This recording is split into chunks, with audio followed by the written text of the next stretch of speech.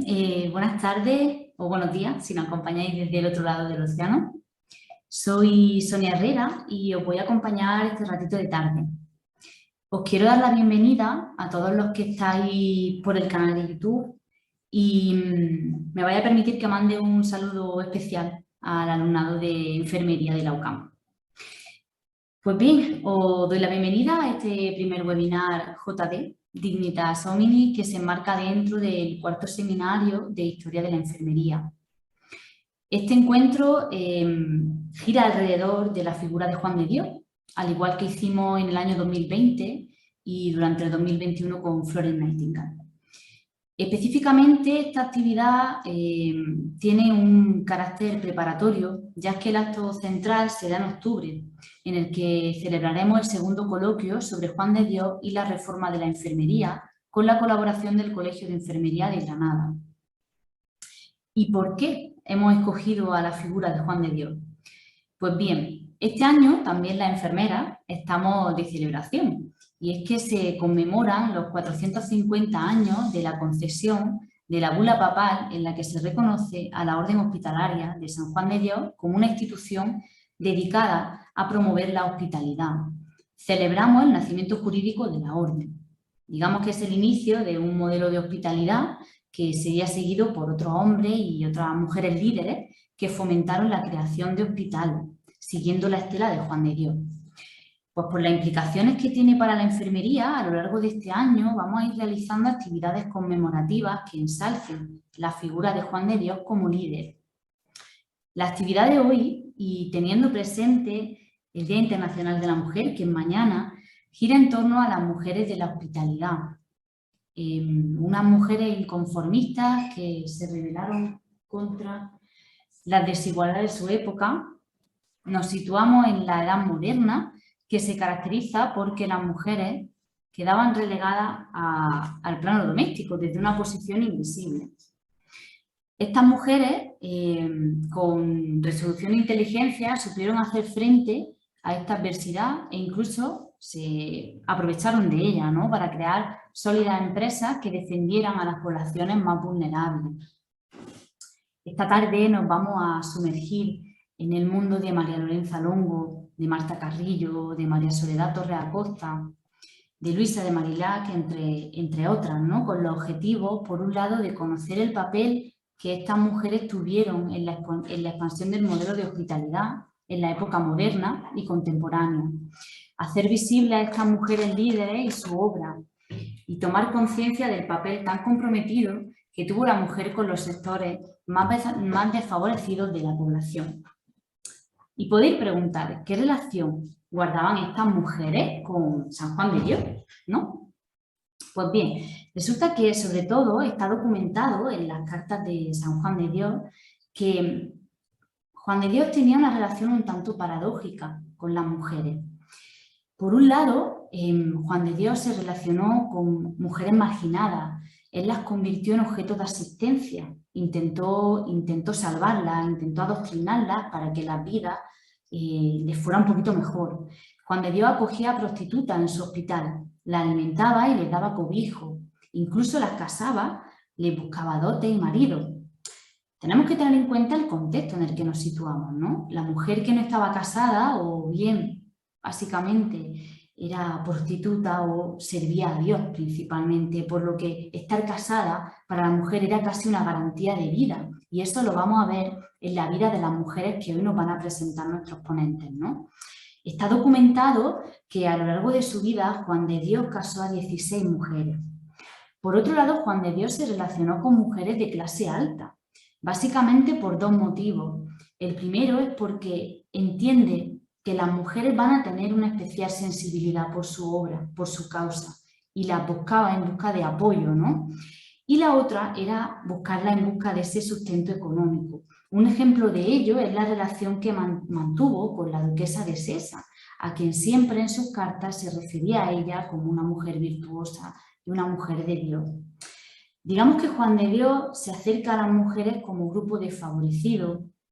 Se pone aquí de manifiesto su obra hospitalaria, prestando asistencia a las prostitutas y de este modo sienta las bases de un modelo de hospitalidad que dejaría la estela para que otras personas le sigan. Y en este caso las mujeres que hoy van a presentar recogen semejanza con la obra de Juan de Dios.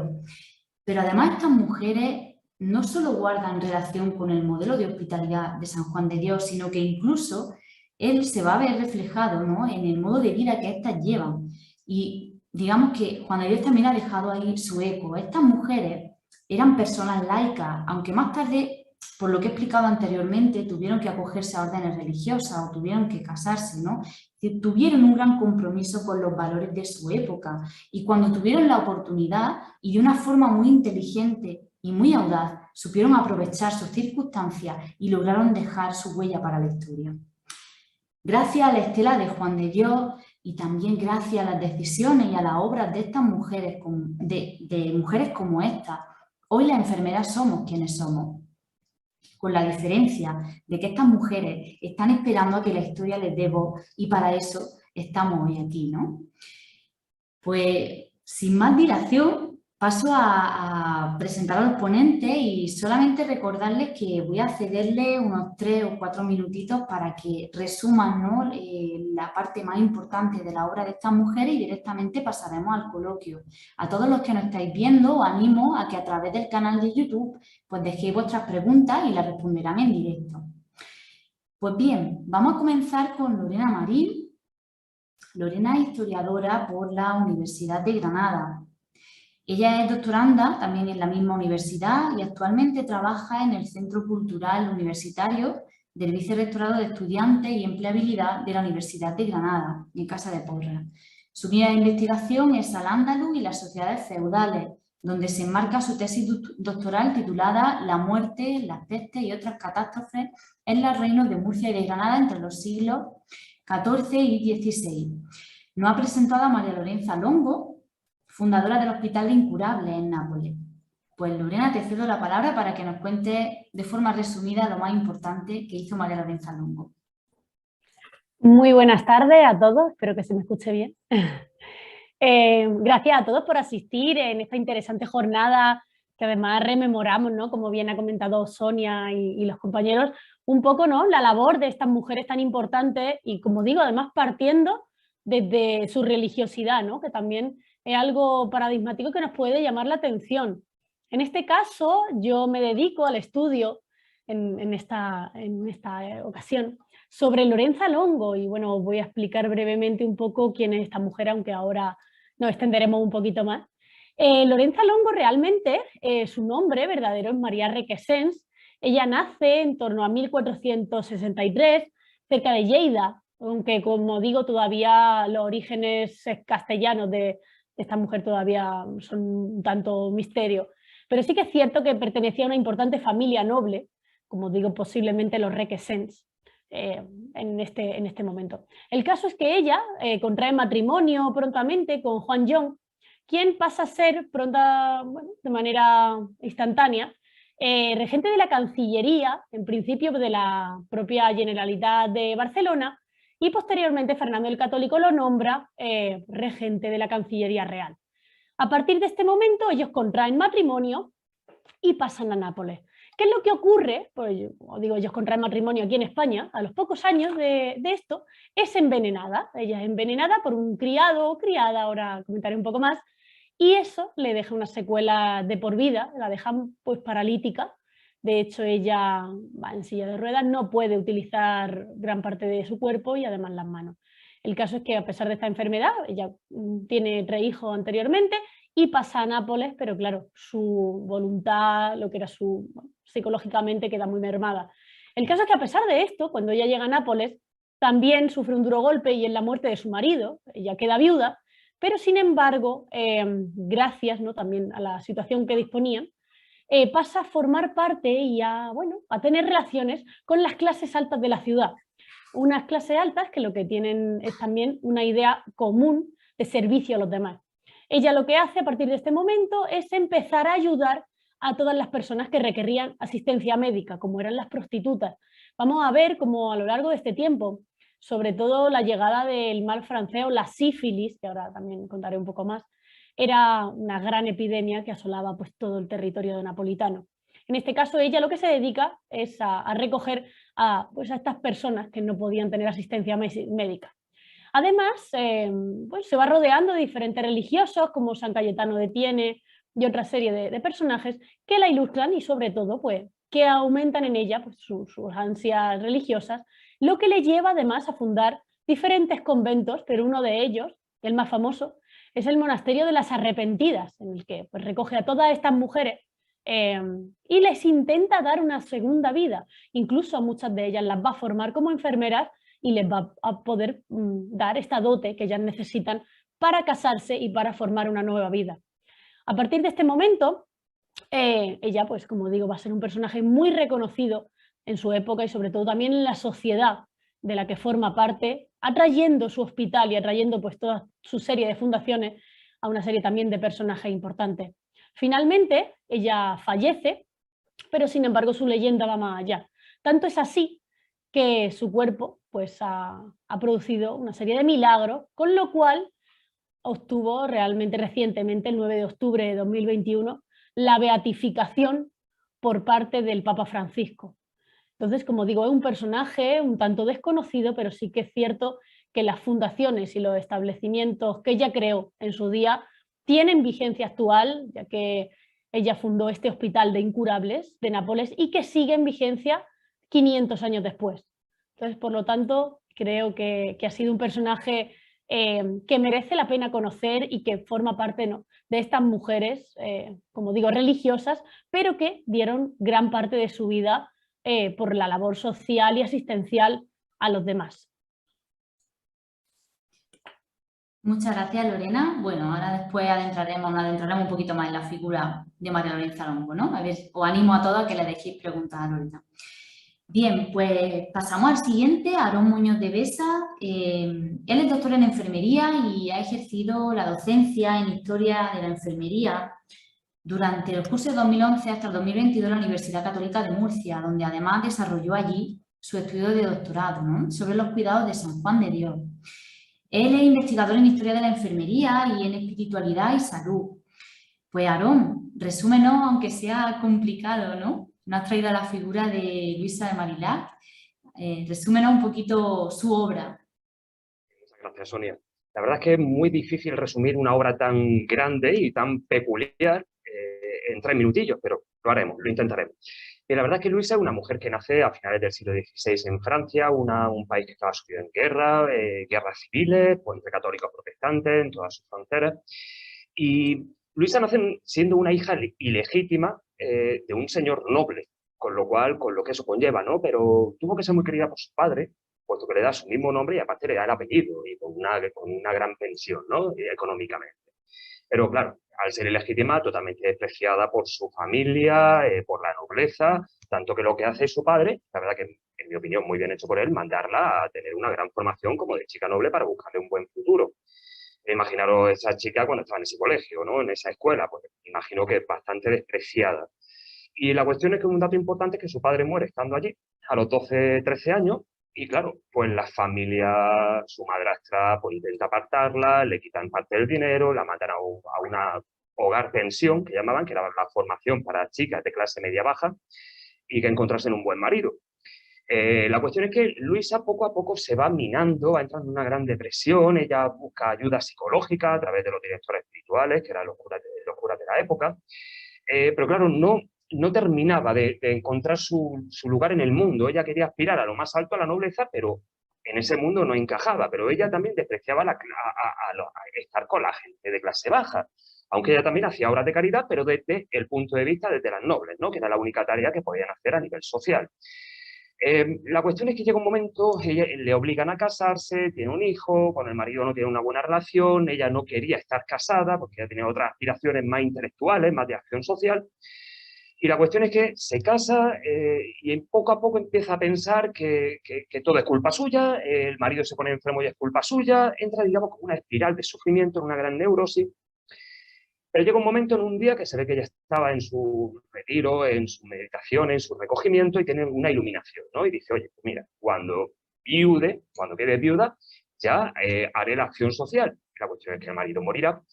Y bueno, Ella no tenía tampoco de primer momento nada claro, pero me imagino que las vicisitudes de la vida hicieron que se encontrase con Vicente de Paúl, que en ese momento estaba reformando el clero, estaba también yendo por las parroquias, estaba generando como comunidades de autoatención parroquiales, donde estaban una parte que eran los benefactores, que era la mayor parte del pueblo, y había unas damas de la caridad que llamaba, que eran las mujeres pudientes, pero que hacían ya también tareas, ¿no? Directamente, obras, no solamente dar el dinero.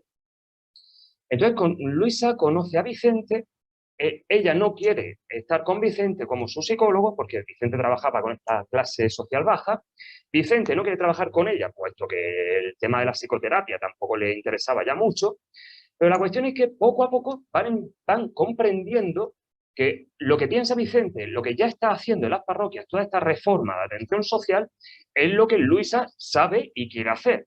Y entonces se unifican. Entonces Luisa empieza a ir por todas las parroquias, por todas las cofradías, empieza a reformarlas, empieza a gestionar, ¿no? A liderar esas comunidades de autoatención, ya no solamente a nivel local de parroquia, sino a generar esa comunidad de pequeñas comunidades. Y Luisa irá a caballo, a pie, en carruaje, incluso la mandarán a la guerra a cuidar al ejército francés. La cuestión es que empieza a hacerlo de todo, pero claro, se ve sola. Y una de las cosas que ya echa en falta es con compañeras, ¿no? Compañeras que se dediquen profesionalmente a esta tarea.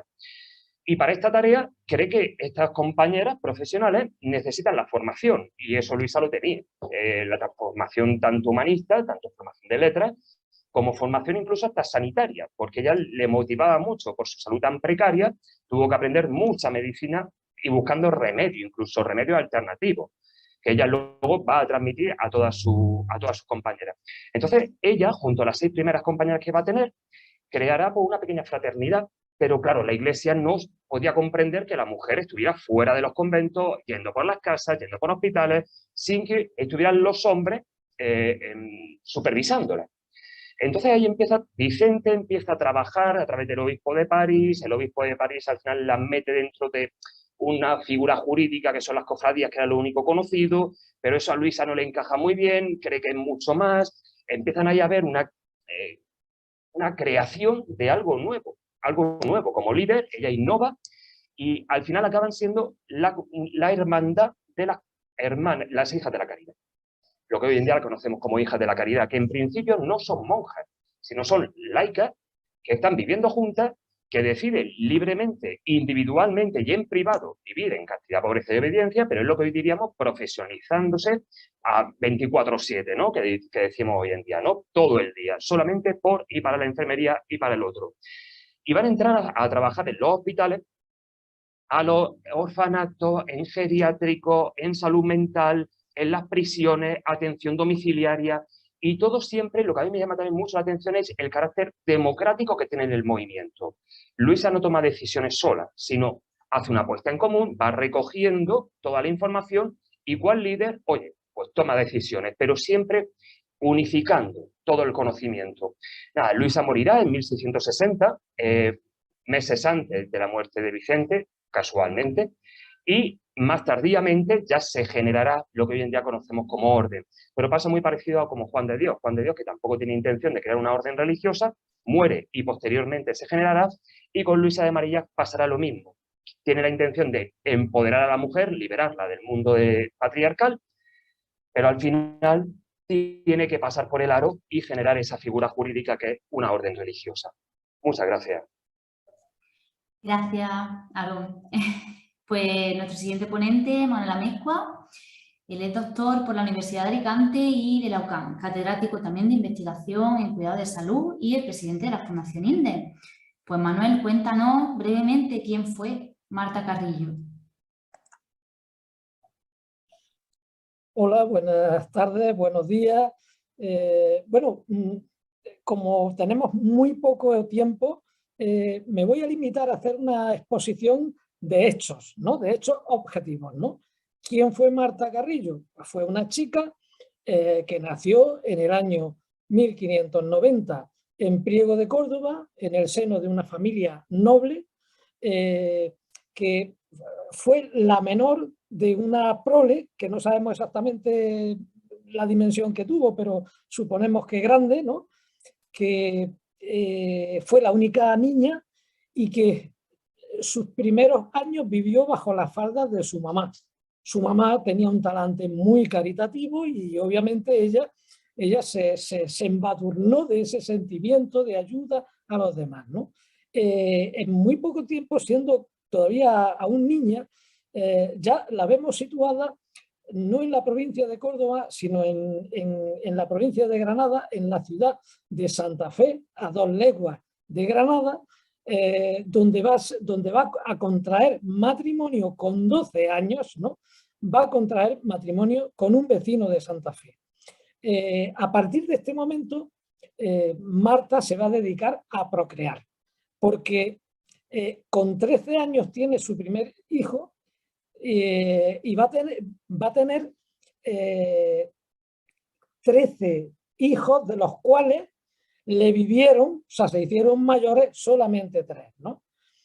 A partir de este momento, Marta va a aparecer en Granada, donde se le va a relacionar con la creación de un beaterio, o sea, de como un centro dedicado a mujeres desvalidas, ¿no?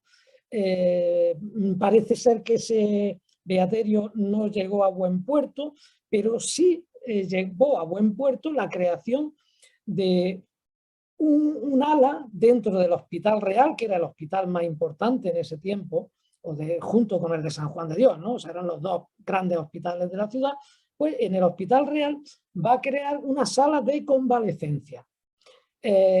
Desaparece muy pronto de Granada. Parece ser que ella no encuentra el reconocimiento por parte del señor arzobispo, que no parece que reconociera la labor que ella realizó allí, se atribuyó todo el mérito y de pronto desaparece de la escena de Granada y la vemos hacia 1640, la vemos situada en un pequeño pueblecito de la comarca de Sierra Mágina, en la provincia de Jaén, en el sur de Jaén, algo más de un centenar de kilómetros de la ciudad de Granada, donde hace muy pocos años ha ocurrido un acontecimiento prodigioso, un milagro, y eso ha hecho que acuda un torrente de gente que va a su iglesia, que va a convertirse en un santuario donde va a albergar una reliquia, que es un cuadro, un lienzo del Cristo de Burgos, ¿no? Que operó un milagro hacía muy pocos años y que va a arrastrar una cantidad muy importante de gente de toda Andalucía, incluso de fuera de Andalucía. El caso es que a ella la vemos allí donde va a intentar poner en marcha un hospital. Un hospital, ella quería crear un hospital de curación, pero no se lo permiten, al final solamente le permiten crear un hospital de pasajeros, de peregrinos, ¿no? Y junto al hospital va a crear una obra benéfica muy compleja, ¿no? Donde vamos a encontrar dotaciones para casar doncellas pobres, por supuesto dotaciones de alimentos para gente pobre, escuelas para niños pobres, una capellanía para prestar asistencia a la gente, asistencia me refiero espiritual, va a crear junto al hospital una pequeña capilla, etcétera, ¿no? Allí se va a dedicar durante aproximadamente unos 25 años a gestionar este conglomerado de obras benéficas, ¿no? Y de una manera poco comprensible, cuando ella ya es muy mayor, ¿no? Encontramos que deja en manos de un nieto suyo toda la gestión de esa obra en ese pequeño pueblo y se va a desplazar a Sevilla.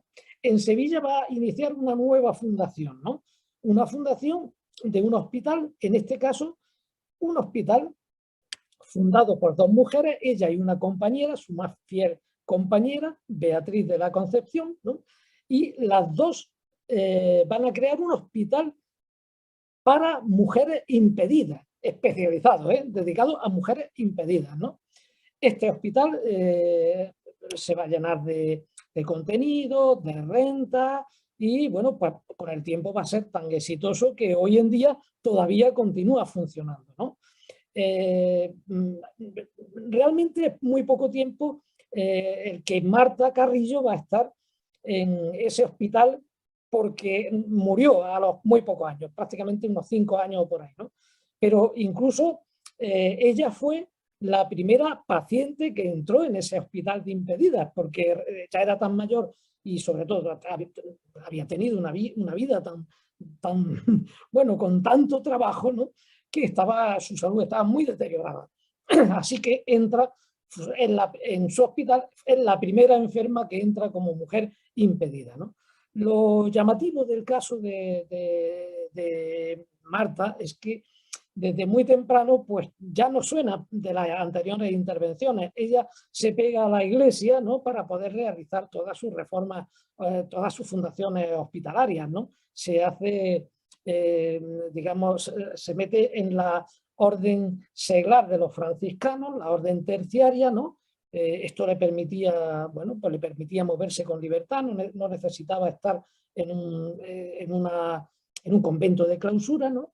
Y activa un sistema muy eficiente de cuestación de limosna. Incluso ella, estando en este pequeño pueblo de Jaén, se desplaza cada cierto tiempo a Cádiz, a Sanlúcar de Barrameda, a Sevilla, cuando al tiempo de llegar los galeones de la India, porque sabía que venían muchos recursos, mucho dinero, mucha plata, ¿no?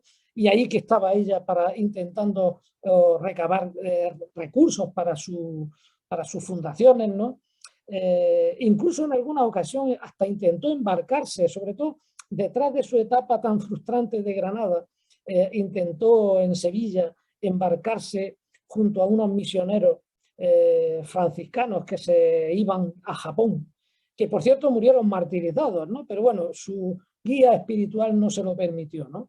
Y gracias a eso, bueno, pues ella dedicó. Lo cierto es que es una mujer muy compleja, ¿no?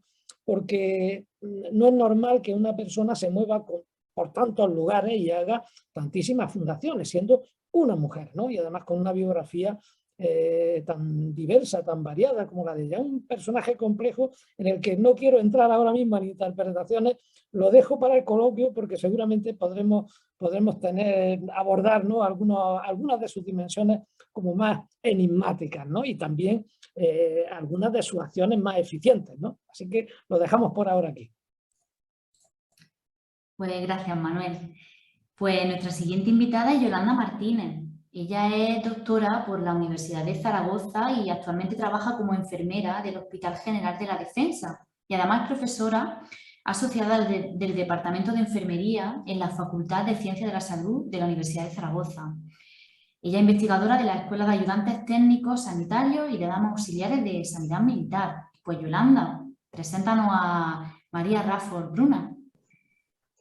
Bueno, muy buenas tardes, buenos días desde Zaragoza a todos los asistentes a estas jornadas sobre las mujeres de la hospitalidad. Me gustaría felicitar a la Fundación INDES y a la UCAM por esta iniciativa de visibilizar a las mujeres que fueron pioneras en su época, y también quiero felicitar al resto de mis compañeros por sus fantásticas comunicaciones. Hoy quiero resaltar la figura de María Rafford Bruna, fundadora de la Orden de las Hermanas de la Caridad de Santa Ana. Ella nace en Villafranca del Penedés en 1791 de unos padres humildes, eran molineros. Con 13 años fallece su padre y hasta los 23 está un poco desaparecida. Parece ser que está pues en alguna hermandad de Barcelona por donde el padre Juan Bonal se movía. El caso es que cuando el Hospital Real de Nuestra Señora de Gracia de Zaragoza pide ayuda por una epidemia de peste para poder pues tratar a los enfermos, el padre Juan Bonal va a ser el encargado de hacer los trámites y confía en la madre Rafford con solo 23 años para iniciar esta tarea. Ella junto a 12 hermanas más y otros 12 hermanos masculinos se ponen en marcha e inician su trabajo en el Hospital Real de Nuestra Señora de Gracia, donde pasa la mayoría de su vida en 1804.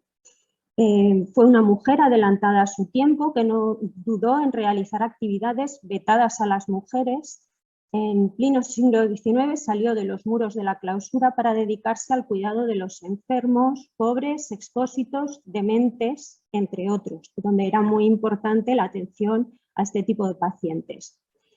Notables fueron sus actuaciones en este hospital, como os he dicho, al igual que los hechos acontecidos en la Guerra de la Independencia, en los dos sitios que sufrió la ciudad de Zaragoza a manos del ejército napoleónico.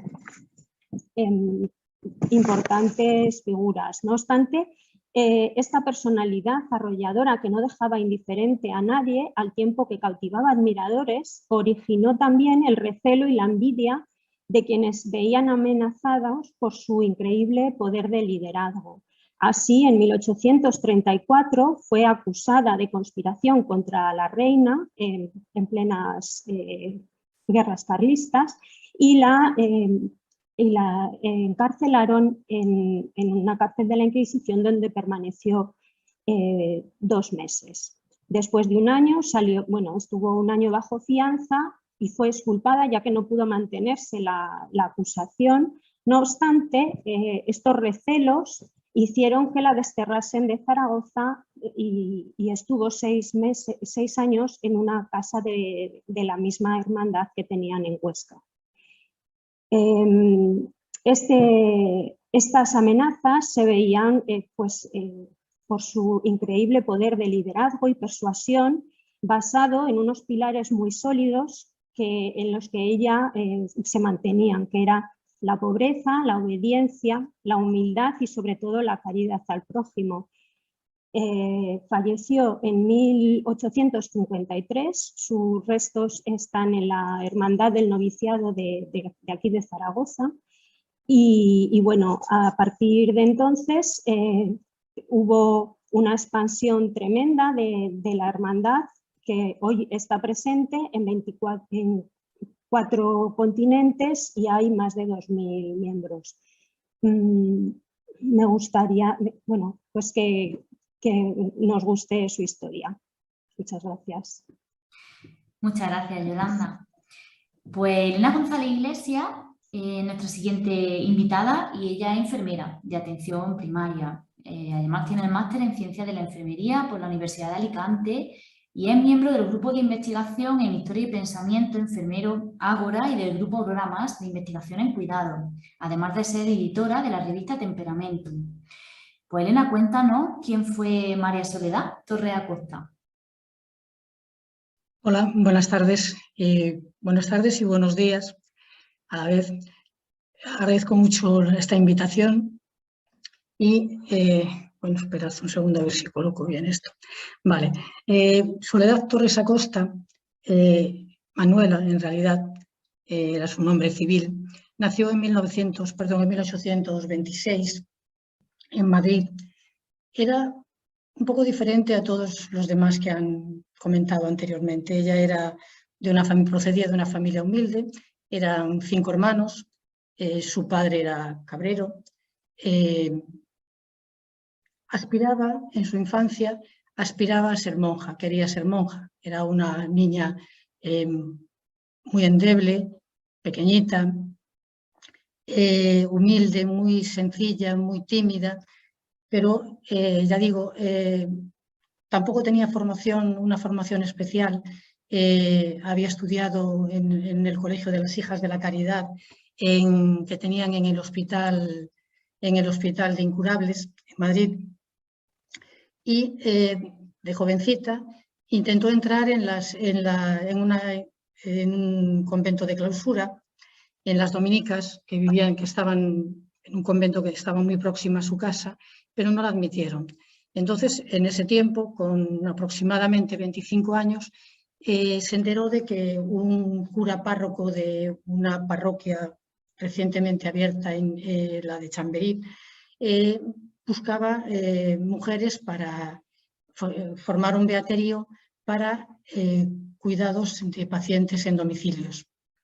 Entonces, ella se presentó, pero como entonces lo que se estaba establecido era que él buscaba mujeres de la nobleza, mujeres de la burguesía, que tuvieran buenas relaciones y que les permitieran que tuvieran buenas relaciones y que les permitiera así conseguir ayudas para que el beaterio funcionase, el beaterio funcionase, y entonces en principio no la admitió, pero luego después al final sí, porque lo que quería era empezar con 6 mujeres, imitando a los servitas que habían nacido en Italia en el siglo XIII. Entonces, como quería además fundar el beaterio en el 15 de agosto, le quedaban pocos días para el 15 de agosto y decidió que, bueno, pues la aceptaría ella. Esta mujer, durante todos los primeros tiempos del beaterio, en todo ese tiempo, en los 5 primeros años, ella se dedicó únicamente a cuidar pacientes. No aspiraba a ser fundadora de ninguna congregación. Le vino dado. Y eso fue porque en 1856, don Miguel, el fundador del beaterio, pues decidió marcharse a Misiones, porque habían cambiado las tornas políticas, él no se encontraba a gusto en Madrid y decidió marcharse a Misiones, aceptó un puesto de prefecto apostólico en Fernando Po y se llevó, aparte de las siervas, a las que consideraba más hábiles y más expertas, se las llevó a Fernando Po, en principio con intención de llevárselas a Fernando Po. Y dejó a Madre Soledad con media docena de siervas, parte de ellas enfermas, parte de ellas todavía muy jovencitas e inexpertas en el cuidado de pacientes, de tal modo que la dejó a ella como superiora general. Ella tenía un amor increíble por Dios, un amor increíble por su trabajo, creía en que el cuidar enfermos era algo fundamental y que la labor del beaterio tenía que seguir adelante, y además aspiraba a que ese beaterio en algún momento se convirtiera en una verdadera congregación religiosa. Sufrió infinidad de problemas para conseguir que esto pudiera salir adelante, pero finalmente el beaterio consiguió, estoy teniendo problemas con el ordenador y me estoy despistando del asunto, pero esta mujer, ya digo, consiguió en un futuro muy lejano después, 30 años después, consiguió dejar ese beaterio con más de 40 casas en todo el mundo, con 3 en Cuba, con 1 en Puerto Rico y casi 400 siervas de María en todo el mundo. Durante todo ese tiempo también sufrió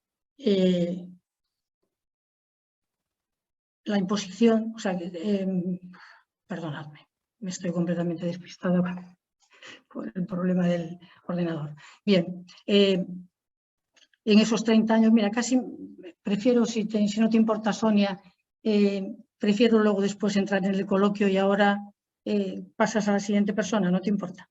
No, Elena, por supuesto. Venga, gracias. Muchas gracias. Pues nuestra última ponente es Mildred Guarnizo. Ella es doctora en Ciencias de la Salud y es enfermera egresada de la Universidad del Tolima, en Colombia. Actualmente desempeña su función como enfermera de atención materno-perinatal y en otras áreas que están relacionadas con la salud sexual y reproductiva.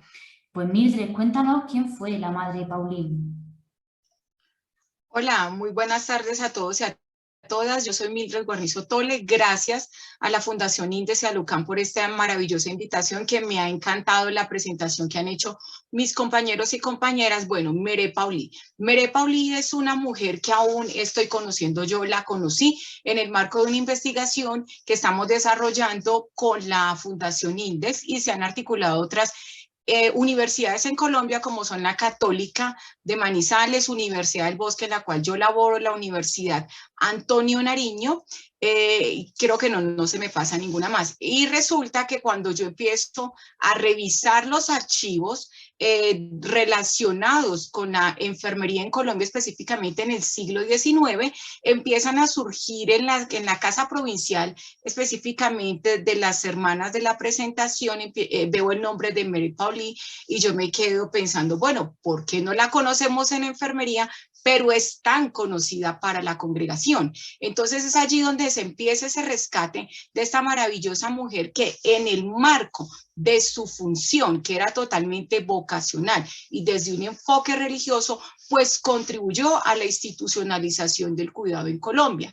Entonces, esta mujer, Mary Paulí, les comento, perteneció a la congregación de las Hermanas de la Presentación, una congregación que funda la antecesora Marie Pospa en el siglo XVII, mediados del siglo XVII. Es una francesa que, aunque tenía su formación como religiosa, también había sido entrenada en los hospitales para ejercer como enfermera. Como ella, habían otras mujeres que de forma, digámoslo, sin planearlo, se encuentran con un hombre que en ese momento tenía mucho poder en Santa Fe de Bogotá, que era el doctor Manuel Vargas. Él era el administrador del Hospital de Bogotá y se lo encuentran en Tours, Francia, cuando su hijo atravesaba una penosa enfermedad, y resulta que a Manuel le llama tanto la atención la forma de actuar de las enfermeras en aquel lugar, que él decide traerse esa experiencia para Colombia. Colombia en ese momento era un país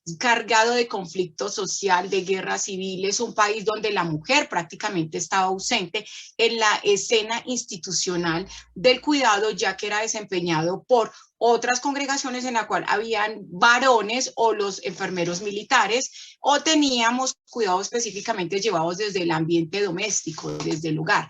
Entonces, al llegar estas 6 mujeres, en la cual Mere era la superiora, pues inicia un proceso que para los colombianos, específicamente para los bogotanos, porque llegan a Bogotá en 1873, pues era nuevo. Tenían extranjeras. De hecho, los reportes de la Casa Provincial, los reportes históricos, indican que la población prácticamente paró ese día. Su sola apariencia física, los ojos azules, rubias, el idioma, ellas no hablaban español, llamó tanta la atención que todo el mundo fue a hacerles el recibimiento. Se alojan en ese momento en uno de los hospitales que tiene una envergadura histórica supremamente grande, como es el Hospital San Juan de Dios, y se alojan allí y empiezan un proceso de institucionalización del cuidado, pero femenino, pero que llama la atención de esta mujer y por la cual, digamos, está hoy acá ante ustedes, la estoy hablando de ella.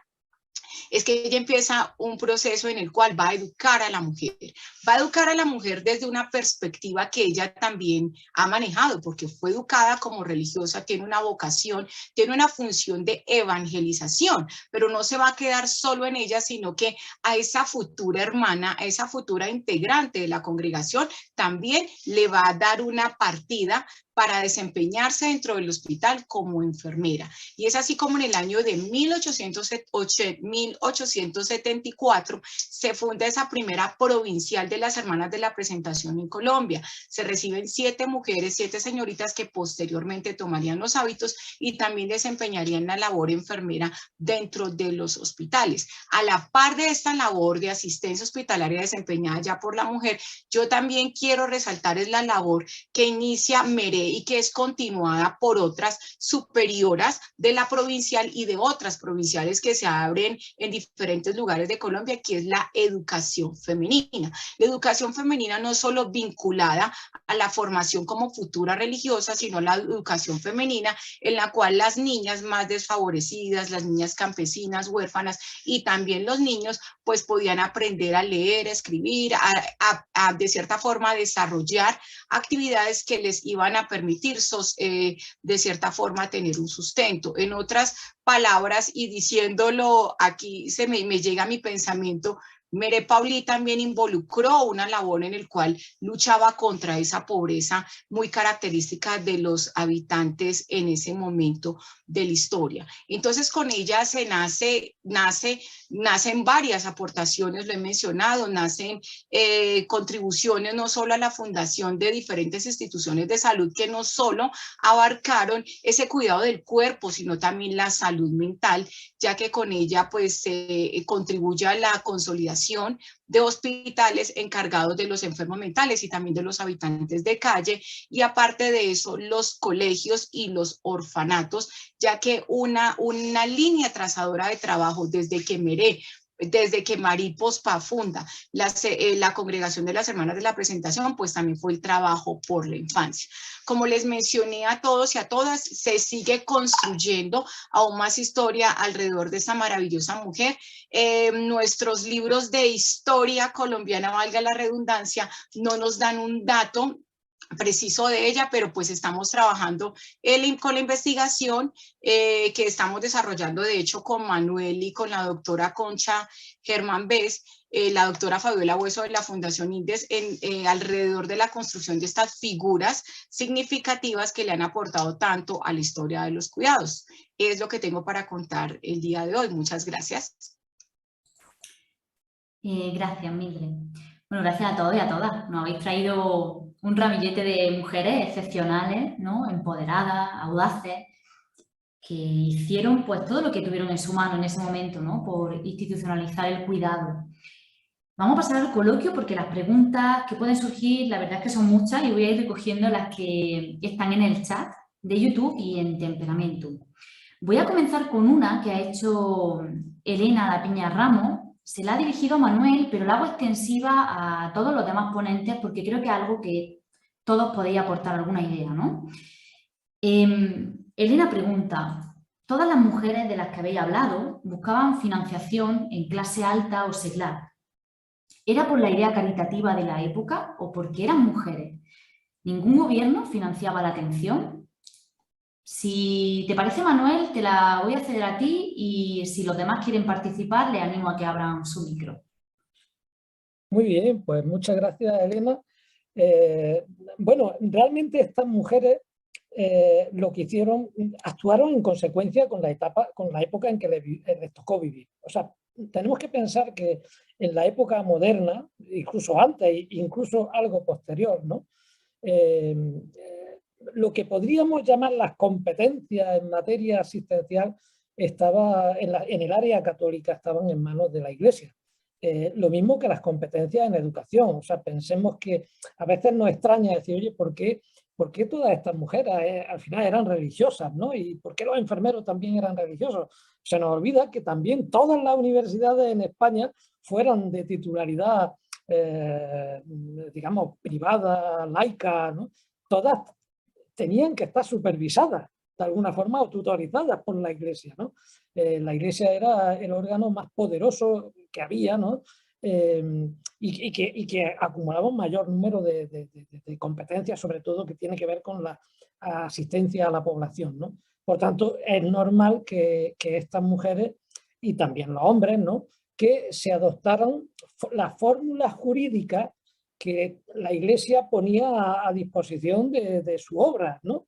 Que eran las cofradías, hermandades, congregaciones religiosas de una diversidad de tipologías, ¿no? De alguna manera, el que quería embarcarse en una iniciativa como esta tenía que pasar, y darle entidad jurídica tenía que pasar por ese tamiz de la Iglesia, ¿no?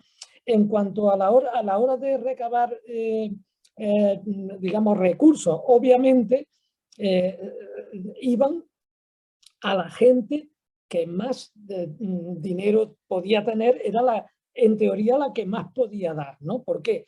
Porque además la Iglesia ya estableció que la limosna como una, digamos, como una fórmula de redención. Si tú eres rico y quieres redimir tu alma, ¿no?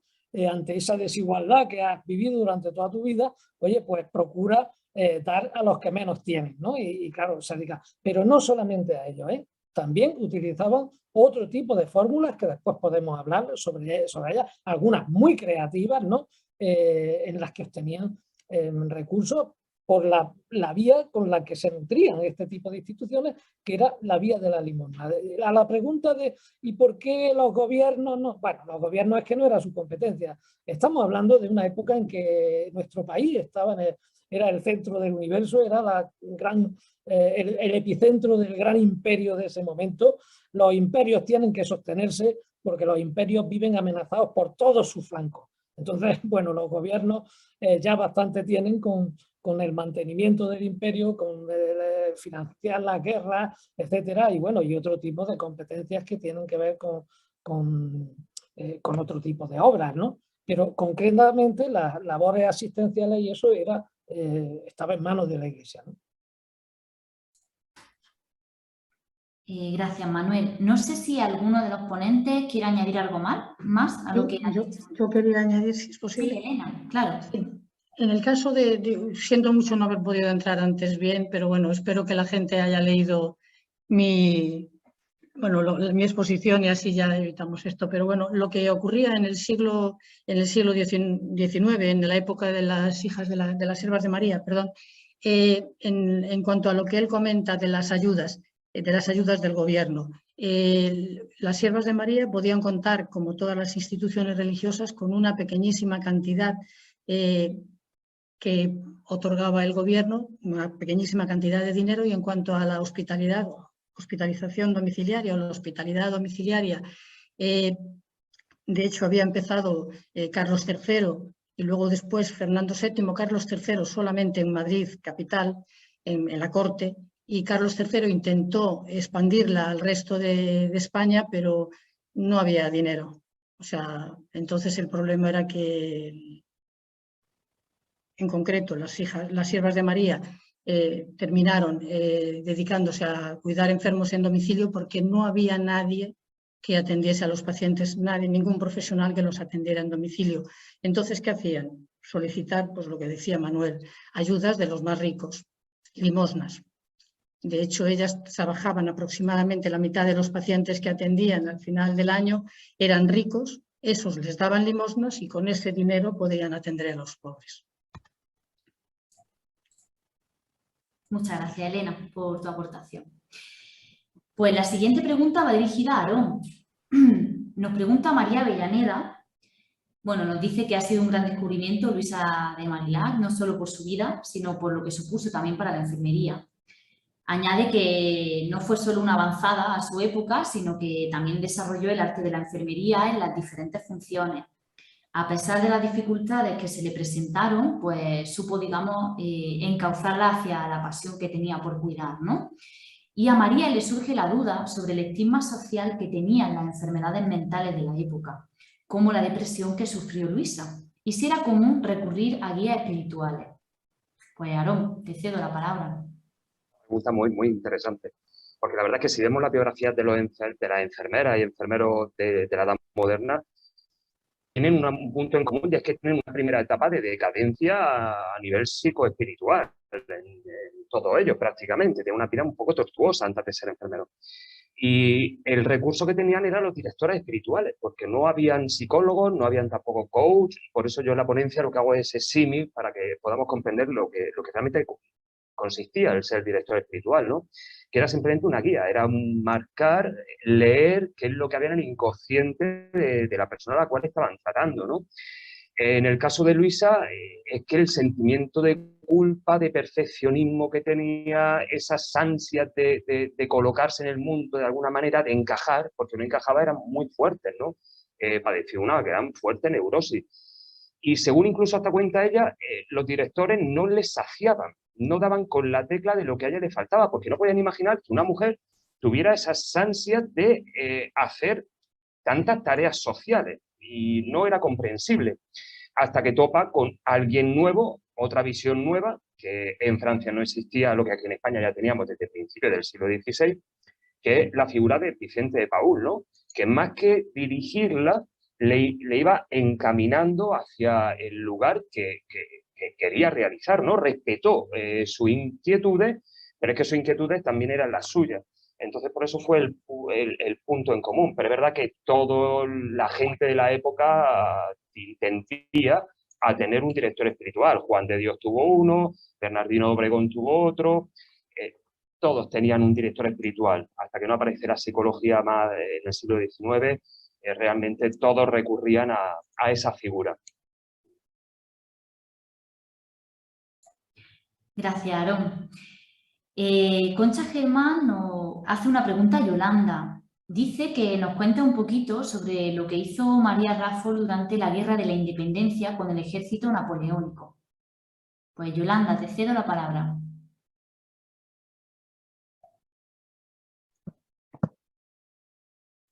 Bueno, muchas gracias. Algunas de las cosas que hizo María Rafols queda reflejada en mi exposición. Sin embargo, bueno, como durante los dos sitios fue pues un hecho muy relevante el que ella hizo. Bueno, todos los habitantes de la ciudad de Zaragoza participaron en esta guerra contra el ejército invasor francés. Fue una guerra de guerrillas resistiéndose a que entrasen a la ciudad, protegidos, como no puede ser de otra manera, por el halo de nuestra Virgen del Pilar. Y bueno, pues dos hechos relevantes hubo principalmente. En el primer sitio, María Rafols se enteró de que iban a sacrificar, ¿no? A matar a 4 personas de la ciudad de Zaragoza, y se presentó ante el mariscal francés con un par de hermanas para solicitar el indulto. Debía tener una gran persuasión y consiguió que indultaran a uno de ellos. Otro de los hechos más relevantes que se produce durante este primer sitio, que fue durante el bombardeo que se produjo en el Hospital de Gracia, en el que bueno, pues, se produjo un caos terrible y todos los enfermos tuvieron que salir como pudieron, y sobre todo los dementes, que ya he dicho que era uno de los enfermos más importantes, ¿no? Era muy conocido el hospital por la asistencia a los dementes. Pues ante ese caos que se produjo durante el bombardeo, se fueron desparramando por todos los sitios. Las hermanas y la madre Rafols, temiendo por la vida de ellos, se adentraron al campo de batalla y consiguieron que los dementes, al verlas, los reconocieron y las siguieron como si fueran corderitos, dicen las crónicas, evitando que no falleciese ninguno de ellos.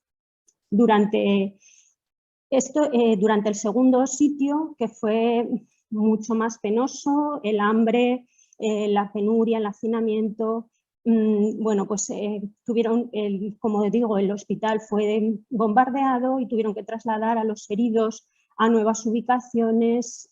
Les faltaba de todo, quemaron el granero y no tenían para comer, salían a pedir limosnas a las calles, pero los habitantes de la ciudad tampoco tenían ya de nada, tras 2 meses de sitio, y salieron al campo, salieron de la ciudad. Otra vez la hermana Rafols, junto con otras 2 hermanas, Tecla Cantí y otra llamada Juliana, y consiguieron ante el mariscal Lané, me parece que fue esta vez, solicitó que les dejaran coger el resto de las comidas, de pan que les quedaba al ejército francés para poder alimentar a los enfermos y heridos que estaban a su cargo. El ejército francés le dejó que cogieran, llenaron los sacos y consiguió incluso que les facilitasen un salvoconducto para que pudiesen ir y traspasar las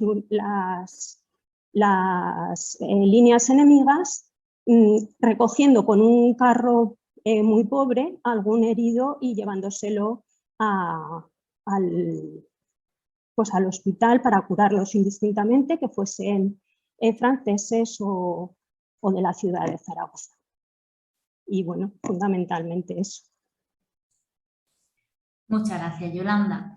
Nada. Pues hay un par de preguntitas para Lorena. Por un lado, Noelia Sáez nos pregunta, ¿no?, que si se conoce cuál pudo ser el motivo del envenenamiento de María Longo. Y por otro lado, también nos pregunta Beatriz Jarama si el Hospital de Incurables de Nápoles sigue todavía funcionando en la actualidad. Pues Lorena, si te parece, contesta estas dos preguntitas. Pues muy interesantes estas preguntas y voy a intentar dar un poco de luz porque esto también sigue siendo una incógnita. Hay varias hipótesis referente al envenenamiento. Una de ellas es la que indica que una esclava, posiblemente morisca, por la época en la que nos estamos moviendo, pensad que ella realmente se casa, ella nace en 1463, pero sí que pues, se casa en torno a 1518, ya estamos viendo cómo bueno, ya se ha conquistado la ciudad de Granada y posteriormente ya también se han firmado pues, ese decreto, ¿no?, de conversión de la población granadina, de la población musulmana al cristianismo, la expulsión de la ciudad, estos nuevos pobladores o esta población que es ahora cristiana, ¿no?, y que se denominan moriscos, muchos de ellos, ¿no?, a raíz también de lo que ocurre aquí en la ciudad de Granada con el tema de la rebelión de las Alpujarras. Hay una serie de problemas de integración de esta población morisca. Mucha de ella luego es, como digo, se va a ir a otras zonas de la península huyendo, ¿no?, de esta expulsión. Muchos de ellos pasan a formar parte como personal de servicio o incluso como esclavos. Como digo, tras la caída, ¿no?, y la rebelión de las Alpujarras a partir ya de 1571 aproximadamente, vamos a ver cómo parte de esta población morisca pasa al servicio, y también muchos de ellos son esclavizados. En este sentido, bueno, hay una de las historias, ¿no?, que cuenta que sobre todo cerca de las celebraciones nupciales en las que Lorenza se casa, ¿no?, con Juan John. El caso es que en este momento, pues una esclava, ¿no?, está celosa de la situación y de la felicidad de su amo, pues quienes, como digo, la tenían en el servicio del hogar, aprovechando la fiesta existente, la envenena. Este envenenamiento trae consigo unos gravísimos problemas de salud que le paralizan las piernas y parte de las manos.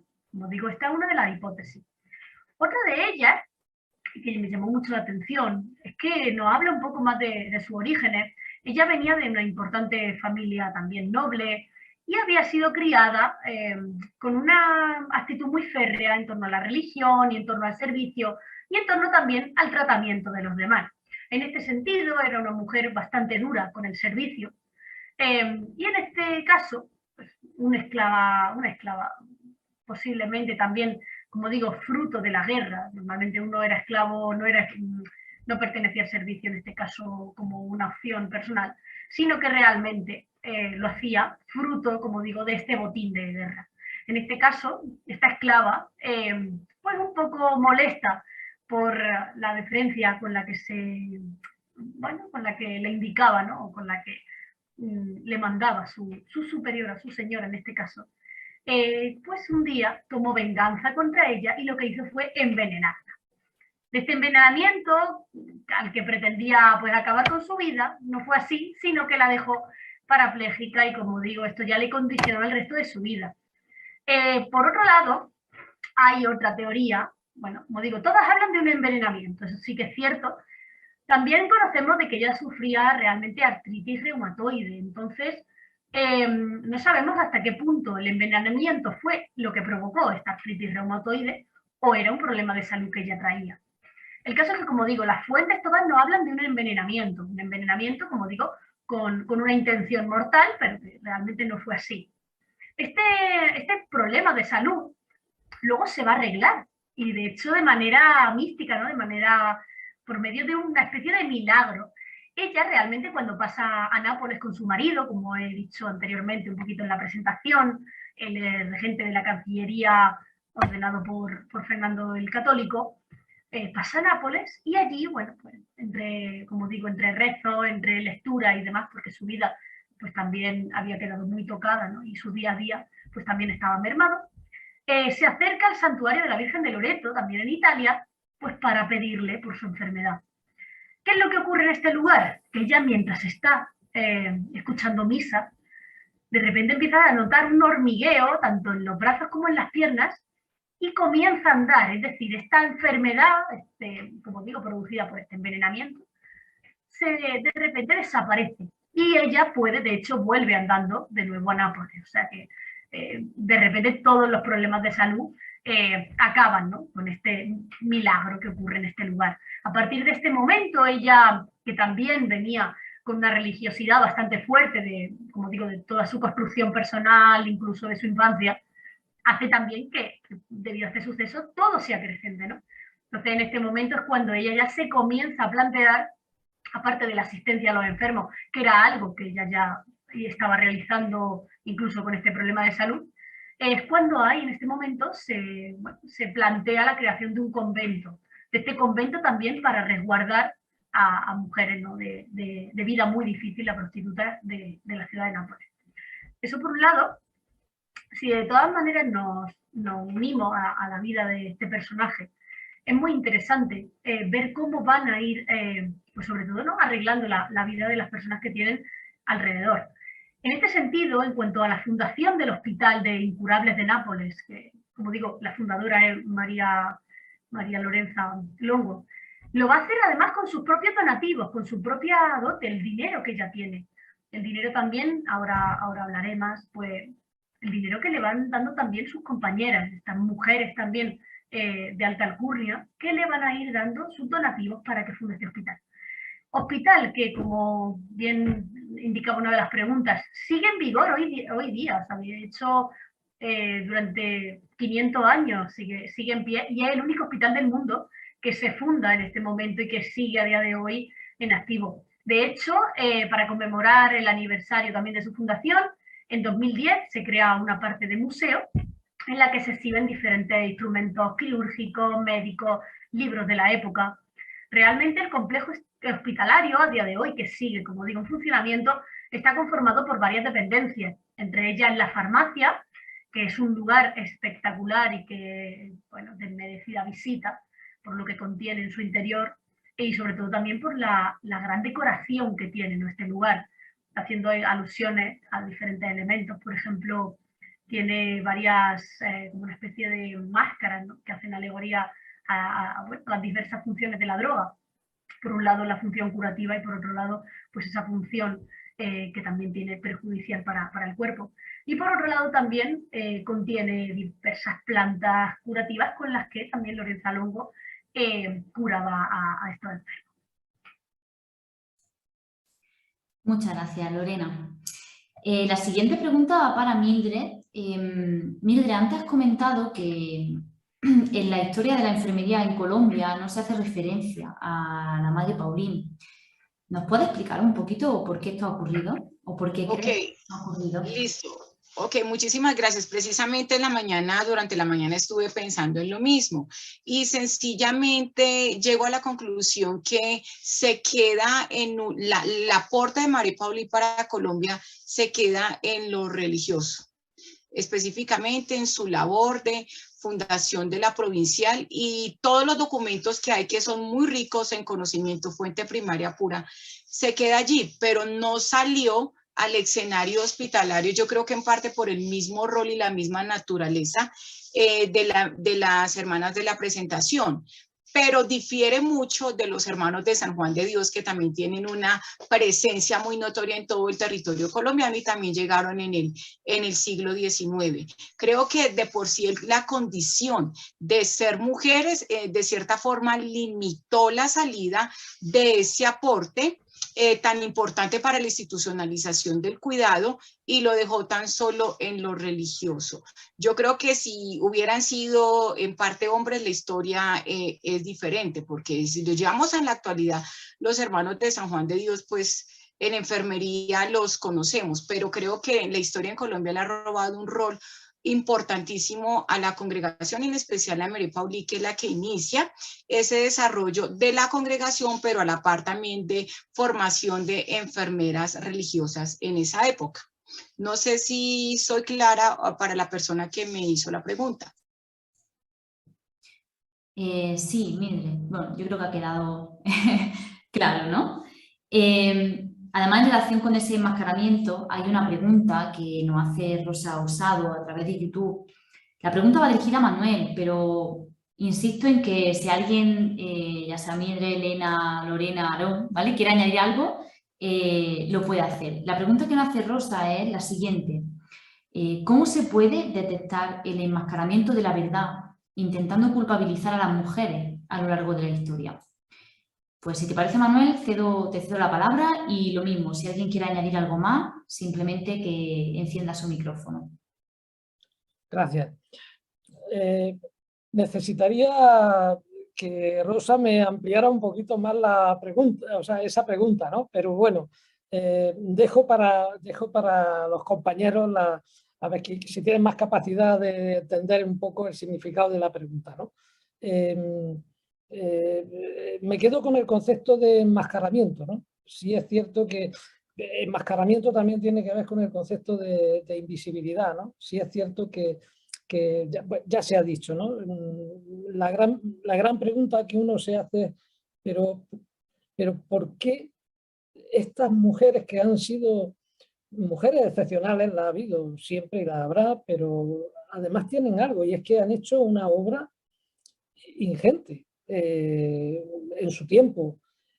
Una obra que no sé si os dais cuenta también que tiene una capacidad de sostenibilidad en el tiempo. O sea, estamos hablando de mujeres que hicieron obras hace incluso más de medio milenio, algunas más recientes, pero que en todas ellas son obras que todavía permanecen en el tiempo. Estamos hablando que han atravesado los siglos. O sea, la solidez que estas obras han tenido, ¿no? Yo creo que nos están invitando de alguna manera a que no solamente que la hagamos visibles, ¿no?, sino que analicemos pormenorizadamente cómo hicieron esta obra. O sea, qué tácticas utilizaron, qué técnicas, qué instrumentos de gestión, cómo lo realizaron, porque son, desde luego, es una lección, ¿no?, para la humanidad y para nuestro tiempo, ¿no? ¿Cómo es posible que todas ellas pusieran en marcha iniciativas tan duraderas en el tiempo? Eso no siempre ha ocurrido. Conocemos cantidad de congregaciones, por ejemplo, de varones. Me acuerdo de los Obregones, ¿no? Después de varios siglos desaparecieron, pero desaparecieron radicalmente, ¿no? Y sin embargo, las acciones de estas mujeres aún permanecen, ¿no? Yo creo que es como para para preguntarse. Luego también otro elemento que me parece muy importante de cara a reflexionar, y lo lanzo ahí también, ¿no? Tiene que ver con otra lección que nos han dado, ¿no? La gran capacidad de adaptación. Yo creo que la capacidad de adaptación es un elemento cultural, ¿no?, que hoy hemos heredado las enfermeras de nuestro tiempo y que las hemos heredado de ellas, ¿no? O sea, la enfermería tiene una gran capacidad de adaptación a las circunstancias que ocurren. Lo hemos visto durante la pandemia, pero lo hemos visto, no sé, en el tránsito que hemos hecho en los últimos, las enfermeras que tienen ya mi edad, ¿no? Es decir, que hemos pasado ya varias generaciones, ¿no? Los cambios tan profundos, los cambios incluso caprichosos de las legislaciones a la hora de determinar lo que es la enfermera y cómo ha de formarse una enfermera y mediante qué fórmula. Y siempre nos hemos adaptado, ¿no? Estas mujeres, que ya hemos visto que no eran mujeres, no nacieron religiosas, no nacieron con un rosario en las manos, ¿no? Se casaron, tuvieron hijos, tuvieron que afrontar pérdidas de hijos, pérdidas de esposos, pérdidas de... ¿no? Es decir, si para cuidar, que era su verdadera vocación, tuvieron que ponerse hábito, se lo pusieron. Y mujeres más adelante, cuando hubo que quitarse el hábito para cuidar, pues se lo quitaron. Y cuando hubo que ponerse cofia, se la pusieron. Y cuando ha habido que quitársela, pues se la han quitado. Quiere decir, ¿cómo han considerado esos elementos más mundanos, estéticos, como algo no trascendente, sino como algo suplementario? Porque lo trascendente para ella era la oportunidad y la capacidad que tenían para ejercer su verdadera vocación, que era el cuidado a las demás, el cuidado en su sentido recto, el cuidado profesional, Lo que pasa que el cuidado profesional no siempre ha sido laico. En otra época, sobre todo hace siglos, la profesión se hacía en el seno de organizaciones religiosas. O sea, las personas que cuidaban, el cuidado era tan importante que solo podía ser ejercido por personas consagradas. Y algunas de ellas las elevaron a los altares, la hicieron santa, que sería como la equivalencia al premio Nobel de nuestra época, ¿no? O sea, tenemos que hilar muy fino, ¿no? Para interpretar la vida de estas personas tan excepcionales, ¿no? Y sobre todo analizar esa vertiente femenina en la gestión de esas iniciativas, ¿no?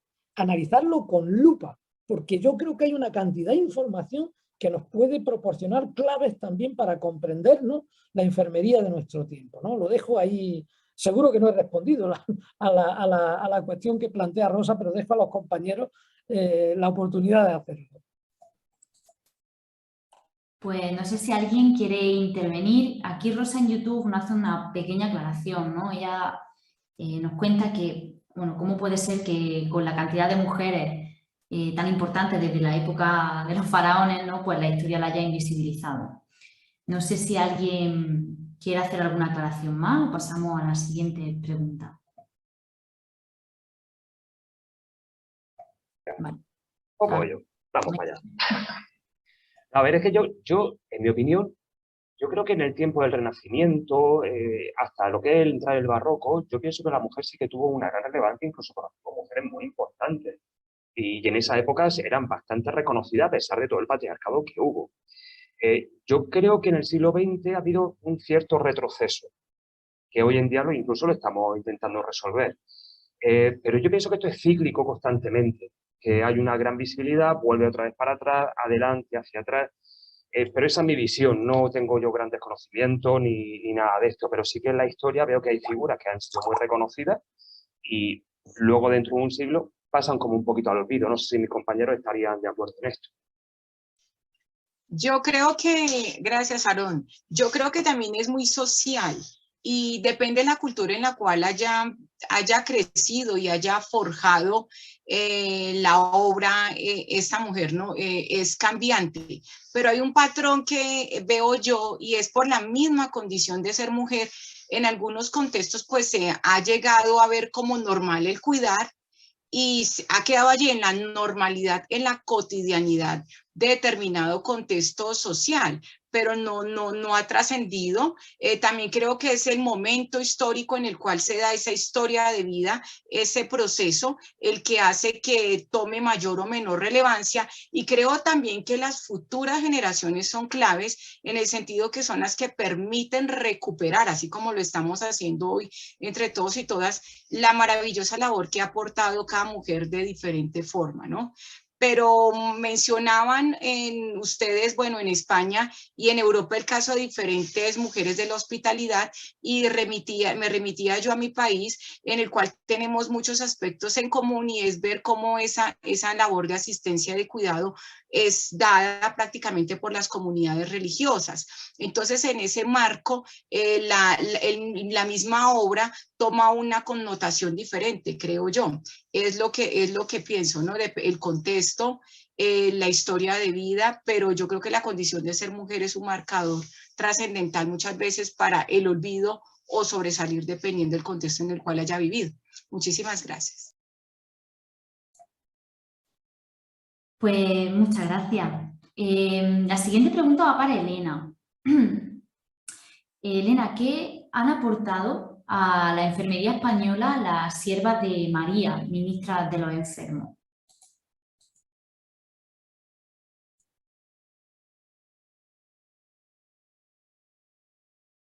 Elena, no sé si está... Me había olvidado de encender el... Digo que las siervas de María han aportado algo muy visible, muy conocido desde hace unos cuantos años, que es el que desde 1915 tengamos un título de enfermera.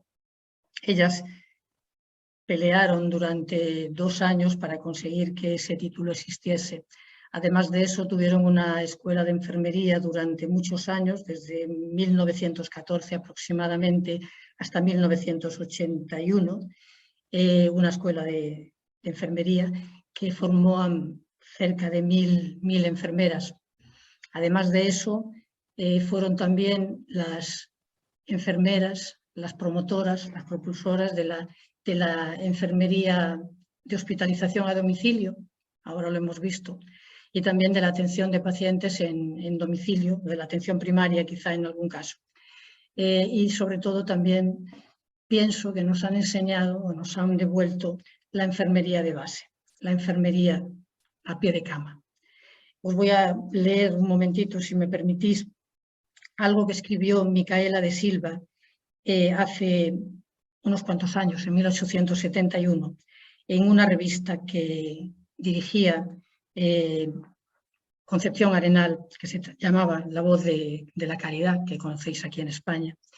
Ella precisamente en 1871, escribió un artículo en esta revista para solicitar que hubiese donaciones para las siervas de María, porque estaban en uno de esos momentos que estaban a punto de desaparecer.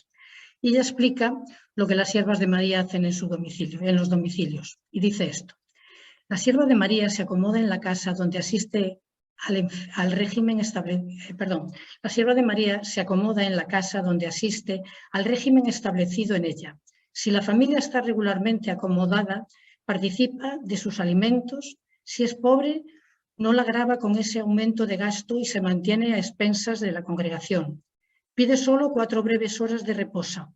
4 breves horas de reposo. Las demás del día y de la noche las pasa vigilando al paciente, cumpliendo sus obligaciones. Corre a su cargo el propinar los medicamentos recetados por el facultativo, de cuyas prescripciones procura no apartarse. Confecciona los caldos, los refrescos y las sustancias alimenticias. Aplica las sanguijuelas, mulle las almohadas, ordena el lecho, asea el dormitorio sin descuidar las necesarias precauciones. Procura renovar el aire, cosa que, dicho sea de paso, es tan esencial que sin ella el enfermo corre peligro de asfixiarse. La religiosa no da por terminadas sus tareas hasta que la convalecencia o la muerte han dejado el lecho vacante. En el primer caso se despide al tercer día, en el segundo a las 2 o 3 horas de haber cumplido el tristísimo deber de ayudar a bien morir, de recitar junto al lecho mortuorio esas tristísimas preces que Lamartine ha comparado al arrullo de la nodriza que adormece al niño soñoliento. Pues eso. Muchas gracias, Elena. La siguiente pregunta la hace Elena Peña. Ella la dirige a todos y, si te parece, Yolanda, te voy a ceder a ti la palabra, y si los compañeros quieren añadir algo más, que enciendan su micrófono. La pregunta que nos hace Elena dice así: ¿creen que el reconocimiento social de la enfermería va más unido a la formación o al marco legal de actuación? Porque Elena dice que cree que no, o sea, que no va de la mano lo que sabemos y lo que se nos permite realmente hacer. Bueno, nosotros los enfermeros y enfermeras tenemos un marco legal que tenemos que cumplir, y eso es así. El reconocimiento social va muy ligado, pues, a la imagen que nosotros tenemos como profesión, a la imagen que la sociedad nos otorga.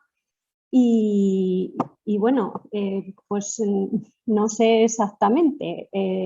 Vemos estas mujeres que hemos estado comentando durante esta tarde, pues que tuvieron un reconocimiento social importante. Por ejemplo, el caso de mi protagonista, ¿no?, de María Rafols.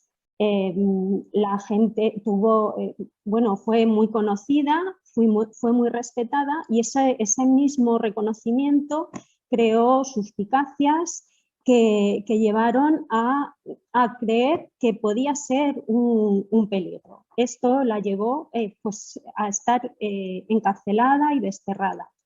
Al final todo lo que pensamos, colectivos que piensan, que pueden ver, ¿no?, como un peligro en nuestro colectivo, intentarán legalmente o de las formas que se pueda, pues evitar que seamos más visibilizados, más reconocidos.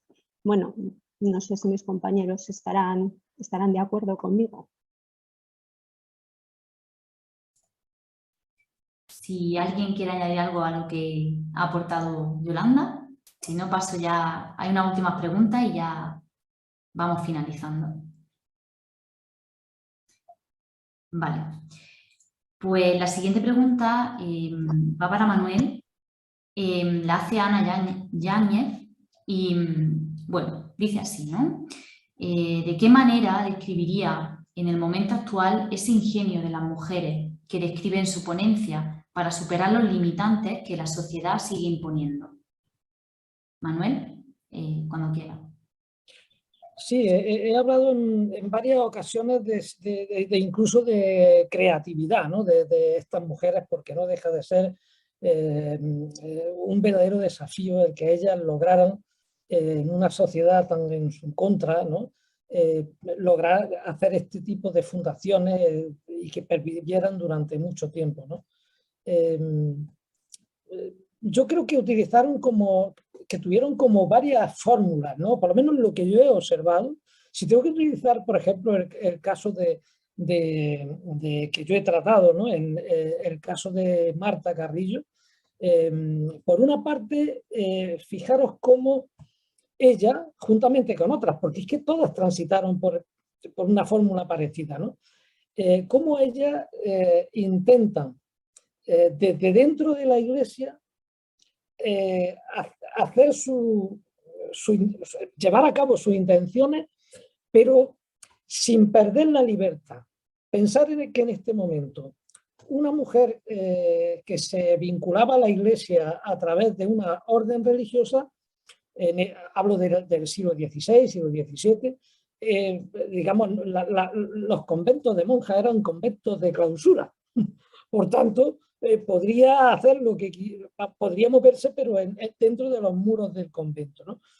¿Qué es lo que ellas hacen? También lo hicieron los hombres, cuidado, ¿qué es lo que ellas hacen?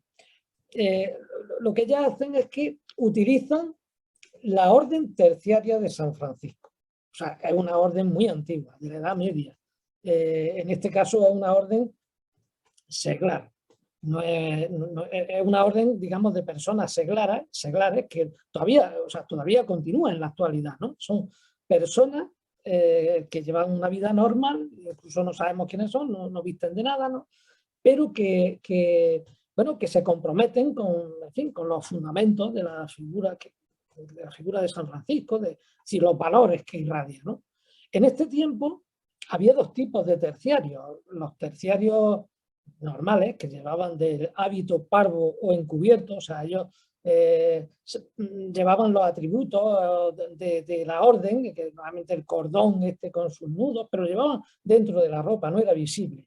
Y solamente había algunas personas que se destacaban dentro de los terciarios, que la orden les otorgaba el privilegio de llevar el hábito descubierto, como es el caso de estas mujeres. En el caso de Marta Carrillo no era una monja en su sentido estricto, no vivía en un convento, ¿no?, sino que llevaba un hábito, iba vestido de hábito, y ella lo que hace es que utiliza, por una parte, esa libertad que tiene su condición de seglar para moverse con libertad por los territorios, pero a su vez utiliza su hábito descubierto, ¿no?, para legitimarse ante las autoridades y ante la población en general, ¿no?, para que no resultara,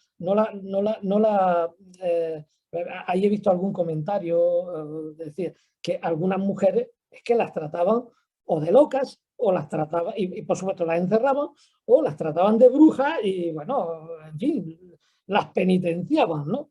Bueno, pues si tú utilizabas esta fórmula de la Iglesia, que era como ponerse en los límites de la Iglesia, nadie se metía contigo y te consideraban, te hacían caso, ¿no? Porque de alguna forma te identificaban como monja, como religiosa, ¿no? Bueno, pues fijaros cómo muchas de estas mujeres utilizan la fórmula de los terciarios, ¿no? Para realizar sus fundaciones, hacerlas posibles. Y luego los sistemas económicos que utilizaban. A mí me parece increíble, por ejemplo, cómo Marta de Jesús, ¿no? Establece relaciones, como ya lo hizo Juan de Dios en su momento, decía en la presentación Sonia, a dos bandas, ¿no? Por una parte con la gente de poder, con las mujeres poderosas, que eran las que podían digamos, arrimar los recursos, y por otra parte con las mujeres más débiles, más menesterosas de la sociedad, convirtiéndolas en objetos asistibles, ¿no?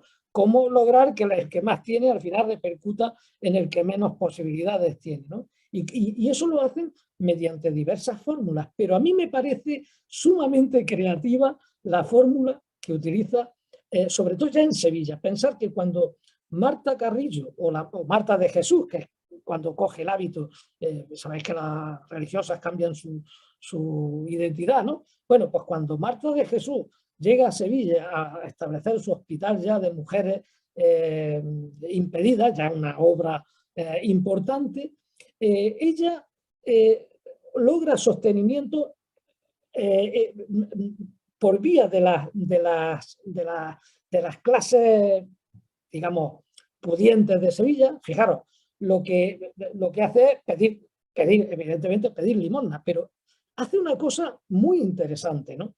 Y es que cada cama del hospital la convierte en un objeto de patrocinio, como hacen, por ejemplo, como hacían las catedrales, ¿no? Que para llenarse de santos y ornamentos, las capillas laterales, ¿no? Se las ofrecían a las clases pudientes para que las adornaran y a cambio de poner allí su entierro. Bueno, pues ella hizo lo mismo con las camas de su hospital, de tal manera que cada cama ofrecía la posibilidad de que alguna persona rica la patrocinara, con lo cual iba creciendo el número de camas en la medida en que iba creciendo los patrocinios, pero esos patrocinios no era una limosna de un día, sino que las familias se obligaban a mantenerlas a lo largo del tiempo. A mí me parece increíble esa creatividad, ¿no? Y luego con la gente normal, el comercio de las ánimas. Sabéis que, bueno, el Vaticano se hizo a través de las limosnas que se recogían, o de los impuestos que se recogían, con cargo a la idea de las ánimas, de salvar las ánimas, sacar las ánimas del purgatorio, ¿no? Y eso produjo el cisma entre Lutero y el Papa, ¿no? Bueno, pues en la Iglesia Católica todavía permaneció durante mucho tiempo, hasta casi nuestro tiempo, ¿no? Ella logró un sistema de indulgencias que, para que os hagáis una idea, en Sevilla, con todos los templos que había la que más indulgencia, el templo mayor que más indulgencia acumulaba era la catedral, después la iglesia del Salvador, que era la iglesia más, digamos, más afín emocionalmente a los sevillanos, aún lo sigue siendo, ¿no? Y después el Pozo Santo. El Pozo Santo significa que, oye, tú quieres librar a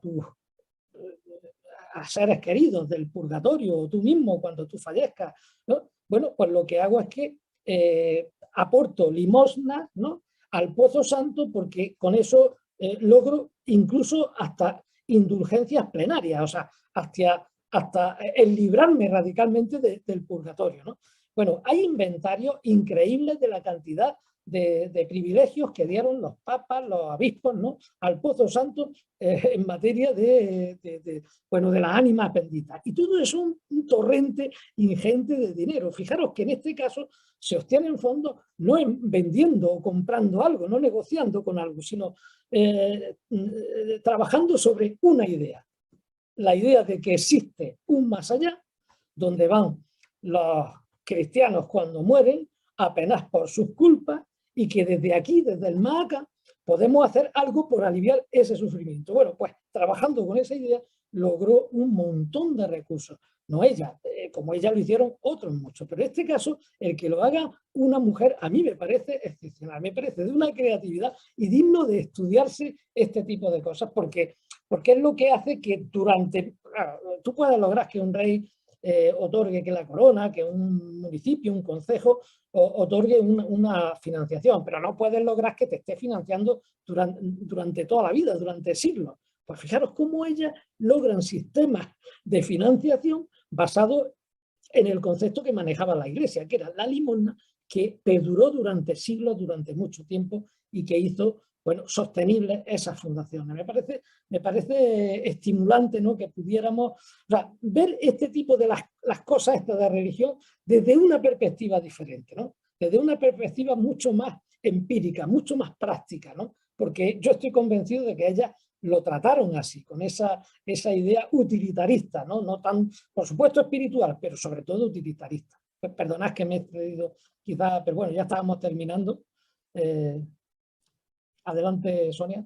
Sí, pues sí, vamos a ir terminando porque, bueno, ya es la hora, ¿no? Me gustaría, antes de cerrar, que, bueno, cada uno de los ponentes os voy a ir dando la palabra para que, bueno, dirijáis unas palabras de cierre y en un par de minutitos, un minuto o dos, pues nos digáis alguna palabra de cierre o algo que no hayáis podido contarnos, ¿no? Y que queráis resaltar de vuestra ponencia.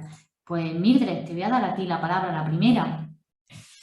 Ok, muchísimas gracias. Pues yo soy partidaria de que la historia se construye en equipo y nunca en mi vida imaginé hacer este estudio tan grande y darle las gracias a la Fundación INTES, a Manuela, a Fabiola, a Concha, porque han sido partícipes directos de este proyecto que inició muy local en una facultad de enfermería y pues se ha extendido a ser un proyecto de cooperación internacional. Es importante rescatar los estudiantes que están acá, los docentes y demás interesados, rescatar la historia de enfermería. Yo creo que cuando conocemos la historia somos sensibilizadores y contribuimos a construir contextos, a construir figuras, roles que son indispensables para la reivindicación de la enfermería. En Colombia registramos grandes vacíos, pero creo que hay varias personas que también están trabajando y favoreciendo en este aspecto, y asimismo puedo observar que otros colegas, en el caso de España, lo han hecho. Entonces la invitación es a enamorarnos más y más de la historia de la enfermería y a dejarla morir. Muchas gracias. Gracias, Mildred. Tomaremos nota. Aarón, te cedo a ti la palabra. Yo lo mismo que Mildred, muchísimas gracias a la Fundación INDES y a la Cátedra de la UCAM por invitarme de nuevo, por contar conmigo de nuevo. Y nada, simplemente invitar a los alumnos, ¿no?, que se motiven, que es verdad que estamos en tiempos muy difíciles, que estamos en momentos donde nos han cortado las salas, que no tengáis miedo si tenéis inquietudes como estas mujeres, que todas vuestras inquietudes tenéis un cuadro de profesores increíble para apoyaros, guiaros, orientaros. Y que es verdad que en momentos de creatividad, en momentos de innovar, posiblemente se pase mal, ¿no?, como estas mujeres siempre en su inicio. Pero la felicidad en cierta parte y la autorrealización está garantizada. Así que os animo a todas las enfermeras pues, a que sigáis innovando y que sigáis creando y que sigáis cuidándonos a toda la población. Muchas gracias. Muchas gracias, Aarón. Yolanda.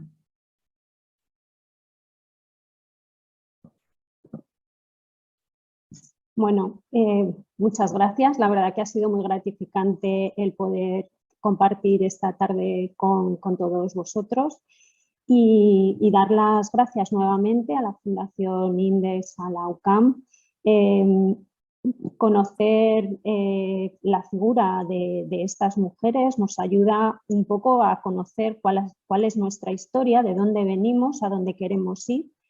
El poder profundizar en la vida de María Rafols, que bueno, yo conocía sus hechos, pero a grandes rasgos, el poder profundizar en todas sus facetas desde la infancia, pues me ha resultado muy gratificante y bueno, pues como mis compañeros animo a que sigamos las enfermeras de ahora y las del futuro dando voz y visibilizando a estas mujeres que han estado pues ocultas a la vista de la historia.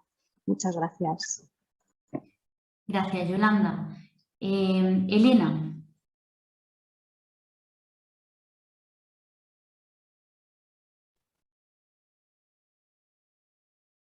Elena, no sé si ha encendido tu micro. Espera. Sí. ¿Ahora me veis? Sí, ahora, perfecto. Ahora, vale.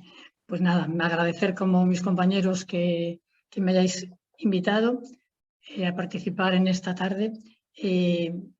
Espero que los que no hayan leído mi ponencia pues se la lean. Hoy he tenido relativos problemas para poder participar y bueno, sí me gustaría, estamos en un momento completamente difícil, venimos de una pandemia que todavía no ha terminado y estamos en medio de una guerra que no sabemos cómo va a terminar.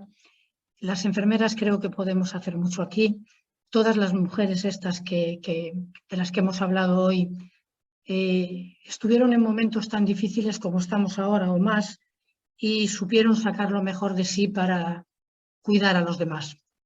Creo que Soledad y las demás nos han enseñado eso y espero que nosotros seamos capaces de seguir haciéndolo.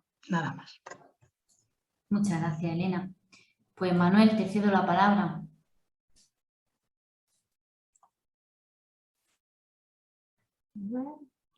Oye, que no se me activa. Bueno, pues ya las últimas palabras. Yo en este caso me dirigiría expresamente a los historiadores de la enfermería, ¿no? Que tenemos que hacer un esfuerzo.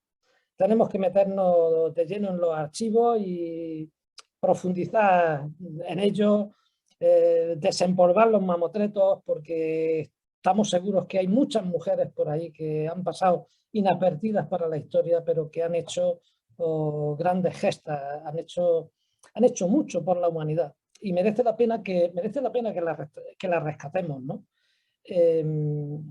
Y lanzar una mirada crítica a la forma también como construimos la historia de estas personas, ¿no? No podemos simplificar de una manera y ponerlas a todas en el mismo paquete y liquidarlas diciendo, bueno, la etapa vocacional, fin de la enfermería, pues esta gente eran monjas, pues se dedicaban a las cuestiones espirituales, en fin, como si eso no fuera tampoco importante, ¿no? Yo creo que no podemos simplificar de esta forma. Nuestra profesión merece una revisión al completo en ese sentido, ¿no? Una revisión histórica en ese sentido, ¿no? Y al final en rescatarla en su verdadera razón de ser, ¿no? En lo que realmente hicieron por la sociedad de su tiempo, ¿no? Que lo están pidiendo a voces, están clamando por el reconocimiento que probablemente no tuvieron en su época, ¿no? Hoy sí lo podemos hacer sin complejos, ¿no? En fin, que no fueron monjas, que simplemente se vistieron de monjas para hacer aquello que más anhelaban, que era cuidar a los demás. Y así lo hicieron. Y lo hicieron con la mayor profesionalidad que pudieron hacerlo en su tiempo.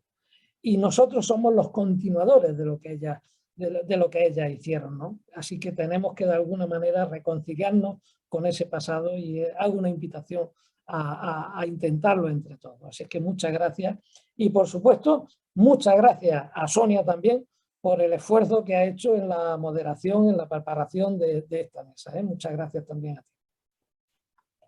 Muchas gracias, Manuel. Pues bueno, por último, Lorena, te cedo a ti la palabra. Ahora. Pues muchas gracias a ti, Sonia, por moderar, como bien indicaba Manuela Amezcua, esta sesión de hoy tan interesante. Gracias también a la Fundación Index por darme la oportunidad, ¿no?, de mostrar al mundo el personaje de Lorenza Longo. Como digo, también ha sido un placer disfrutar de las ponencias de los compañeros, de estas interesantes mujeres que dieron su vida por el servicio a los demás, ¿no? Es muy curioso como hemos visto que muchas de ellas eran de clase alta, lo cual hace más interesante todavía sus vidas, en el sentido de que no aprovecharon las bondades de su clase para aislarse y para vivir una vida acomodada, sino que lo que prefirieron y hicieron fue dejar su vida por los demás, dedicarse a la asistencia sanitaria pues, de los más pobres, de todos aquellos, ¿no?, que tenían más cercano. Innovar incluso en las nociones médicas, en la utilización de remedios Entonces, todo esto la hace unos personajes, como digo, dignos de elogiar y de estudiar. Y como bien también ha comentado algún que otro compañero, hay que animar tanto a los investigadores como también a las personas anónimas, ¿no? Que tengan este gusto por la historia, este gusto por el saber, a conocer a todas estas mujeres, que como digo, partiendo de la base de la formación que muchas de ellas ya tenían, no una formación sanitaria como tal, puesto que las mujeres también de las que hemos hablado forman parte de esta baja edad media, de la edad moderna, el Renacimiento, ¿no? En este caso, la formación realmente sanitaria de muchas de ellas no era como tal, pero sí que venían también, como digo, esta idea de la nobleza que ya les venía de cuna, les dota de una formación en humanidades que hace que tengan una sensibilidad por los demás y sobre todo una sensibilidad por los sucesos de su tiempo. Y es lo que vamos a encontrar, como digo, en el caso de Lorenza Longo, pero hay otras muchas más mujeres, en este sentido ya no laicas, o sea, ya no religiosas, perdón, sino laicas, como en el caso vamos a encontrar de Catalina de Rivera con la fundación del Hospital de las Cinco Llagas de Sevilla, como es el caso también de otras mujeres que ayudaron como digo, a la situación de su tiempo. Vamos a tener a la duquesa de Sesa, vamos a tener a María Mendoza, la marquesa del Cenete, todas, como digo, en sus diferentes ámbitos, pero sobre todo le une esa labor de servicio. En este caso, el caso de Lorenza Longo, y cuyo imagen no ha sido beatificada recientemente por el Papa Francisco, es también un gran reconocimiento a su labor asistencial, que, como hemos aclarado, sigue a día de hoy vigente en la ciudad de Nápoles, una ciudad también que fue asolada por la sífilis, ¿no? Y fue este mal llamado el mal francés y que bueno, fue de gran perjuicio para toda la población de allí. Hasta este momento, como digo, Lorenza Longo, ayudada de otras grandes mujeres como Victoria Colonna, como María Yerba, que era la duquesa de Termoli. Estas mujeres, como digo, con dinero, que lo que hacían era con sus donativos, apostar por la causa de Lorenza Longo y apostar por la causa, sobre todo, de la curación y de la salud a todos aquellos que no podían permitírselo. Es por eso, como digo, que me parece un momento muy importante, ¿no?, para hacer un agradecimiento extensible a todas estas mujeres tan importantes de las que hemos hablado esta tarde y un poco eso, para animar sobre todo a indagar en sus figuras y a indagar en sus historias, ¿no? Y que todo esto no quede en el olvido. Muchas gracias, Lorena. Pues yo me uno a las palabras de gratitud, ¿no?, a todos los que nos han acompañado desde el otro lado del océano, desde ese canal de YouTube. Gracias, por supuesto, a los ponentes, a Lorena, a Yolanda, a Elena, a Manuel, a Aarón y a Mildred, por mostrar al mundo, o a una pequeña parte de él, ¿no?, a estas mujeres líderes que sin duda siguen configurando la historia de la enfermería. Gracias a todos. Y os recuerdo que, como he dicho al comienzo, a lo largo del año vamos a ir celebrando, ¿no?, eventos conmemorativos.